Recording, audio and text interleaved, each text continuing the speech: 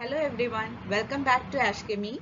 So today we'll have the part 4 of the question paper discussion of a recently conducted Kerala PSC exam for multiple posts like work assistant, assistant chemistry, chemist, etc. I hope you have gone through the previous videos regarding the exam. So without wasting much time, let's see the first question. So let's have the first question of this video, which is question number 18 of the question paper, which is about a match the following of some metals with the structure of some enzyme. So in order to answer this question, you need to have an idea regarding the structure of different enzymes. So let's begin with the peroxidase enzyme. Peroxidase enzyme is an enzyme which catalyzes the decomposition of hydrogen peroxide to water and molecular oxygen. That is, suppose you are having H2O2, that can be decomposed to H2O and oxygen with the help of this peroxidase enzyme. And when you analyze the structure of peroxidase enzyme, you can have different varieties of peroxidase enzyme depending upon the living organism in which it is present. For the time being, we are considering the horseradish peroxidase, which is a kind of peroxidase. But the thing is that when you consider different types of peroxidase, some of the structure, that is, some part of the structure will be the same, and there will be some changes in the different varieties. For example, if you consider this case, the main component of a peroxidase enzyme is that it will contain a heme group that is present similar to the one which is present in heme group of hemoglobin. That is, it contains a iron atom in the center, which is coordinated to the nitrogen atom of pyrrole rings of a porphyrin ring. And in addition to that, you can see that the pyrrole rings have some side chain like methyl group, alkene group, and also some carboxylic group. So when you are having different varieties of peroxidase, these side chains will be different, but the heme part will be the same. So these side chains are present in the case of horseradish peroxidase. When you're considering some other kind of peroxidase, the side chain will be different. Therefore, from this we can make a conclusion that the peroxidase enzyme contain iron atom. So you can coordinate, or you can match the C ion with the one peroxidase. So you can see such a match only in one of the options, C. So that may be probably the answer, but in order to have a better understanding of the question, we have to see in detail the structure of other enzymes as well. Now coming to the structure of carboxy peptidase that you have already seen in our previous video. The structure of carboxy peptidase, it is a zinc containing enzyme which is having a zinc atom in the middle and tetrahedrally coordinated ligand. The first ligand is a water molecule, and then you are having two histidine nitrogen atom, and the fourth one is an oxygen atom of the glutamic acid residue. So this is the structure of carboxy peptidase. So the metal which is present in carboxy peptidase is zinc. So in order to have a better understanding, you can go through the previous video.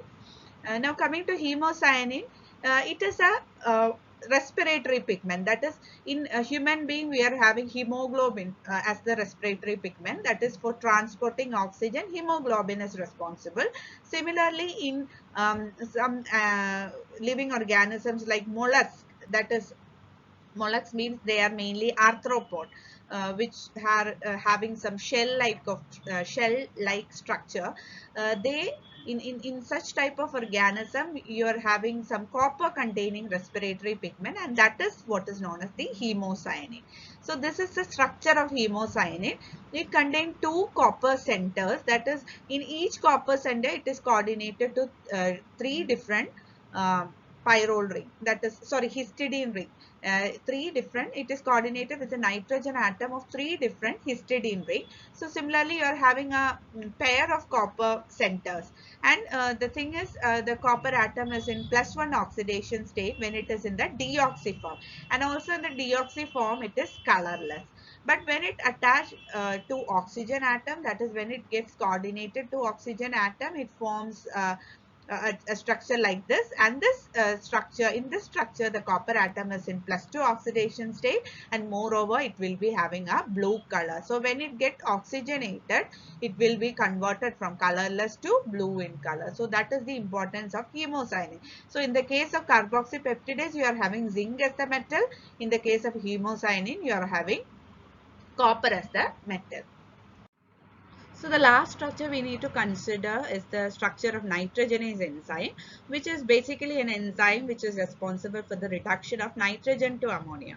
That is normally when you consider plants, they need nitrogen for the growth and development, and but they most of the plants, they are unable to absorb atmospheric nitrogen. So in plants of certain in roots of certain plant, there is some bacteria which is known as the cyanobacteria or blue green bacteria or rhizobacteria, and these bacteria, they are responsible for converting this nitrogen or reduction of this nitrogen to ammonia molecule. So they contain these enzymes for converting this nitrogen to ammonia, that is by reducing this nitrogen to ammonia. So that is the importance of nitrogenase enzyme, and these plants are called leguminous plants. So in the roots of leguminous plants, you have certain bacteria like cyanobacteria or rhizobacteria, etc., which possess these kind of enzyme known as a nitrogenase enzyme,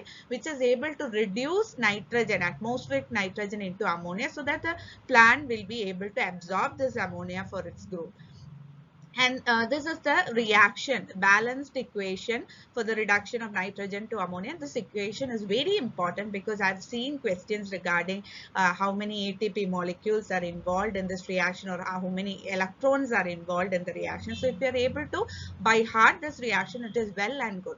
And coming to the structure of nitrogenase enzyme, this is the structure of nitrogenase enzyme. It is a very complicated structure, but you have to keep in mind that it has a combination of metal like iron and molybdenum. So there are two ion centers which are joined by a sulfide linkage, and along with that you are also having a molybdenum center. So this probably consists of two different parts. An iron molybdenum protein is also there, and some iron protein is also there. So the reduction of nitrogen to ammonia is actually taking place in the molybdenum iron protein. So this diagram is also very important. So if you find some difficulty, you can neglect, but you have to keep in mind that this reaction is very important, and this is the structure and function of nitrogenase enzyme. So now we are in a position to answer this question. So initially in the first slide, you have already marked the iron to this peroxide, because peroxide contained iron. So C was probably the right option. Now we'll just have a look at the A and B. So A is zinc. So zinc containing enzyme is carboxy peptidase. So A is connected to 2. Okay, then B is copper. Copper containing enzyme is hemocyanin. So a nitrogenase, a combination for nitrogenase is not given in this column. Therefore, it has got no match. So the correct option is C. So we'll mark the correct option. It is C. That's all for this question. So let's move on to the next one. The next question is also from bioinorganic chemistry. It is about the sodium potassium pump. So they are asked to find out the number of ATP molecule hydrolyzed when 3 sodium ions pumped out of the cell and 2 potassium ion pumped into the cell. So in order to answer this question, you need to have some idea regarding the sodium potassium pump. Sodium potassium pump is actually, it is a kind of enzyme that keeps the balance between the sodium and potassium ion. So when you consider the cell, it is seen that the extracellular space, that is the space outside the cell, it has got a higher concentration of sodium ion, high concentration of sodium ion, and low concentration of potassium ion. And the situation inside the cell is just the reverse of that. That is, inside the cell you are having a low concentration of sodium and high concentration of potassium. Okay, so this is the condition in a cell. So it is seen that you are having a high concentration over here, and high concentration of sodium over here, and low concentration of sodium over here. So normally it is seen that when you are having a difference in concentration, there can be a movement of that ion. That is, from high concentration region, you can move the ion into the low concentration region. But this is not actually taking place in a sodium potassium pump. The function of sodium potassium pump is to transport sodium from inside of the cell towards outside, and transport potassium from outside of the cell towards inside. That is, you are making a transition, or you are transporting this particular ion from an area of low concentration to high concentration, which is very difficult. So that is an energy consuming process. So in order to make a transition like that, you need to supply some amount of energy, and that energy is obtained by the breakdown of ATP molecule into ADP and inorganic phosphate. And you know that breakdown or cleavage of ATP molecule is an exothermic reaction which releases a lot amount of energy. So that energy is actually utilized for making this transition against the potential gradient. So that is what is happening in the case of sodium potassium pump. So normally in the sodium potassium pump, you can see in this figure that these violet color or purple color correspond to the sodium ion. So sodium ion from inside of the cell is getting bound with this sodium potassium pump. This is the blue region. This corresponds to the sodium potassium pump, and it has got three area or three pockets to accommodate the sodium ion. So in a single travel, it will be transporting three sodium ion towards outside the cell, and this is happening with the help of energy that is released by the breakdown of ATP molecule into ADP and inorganic phosphate.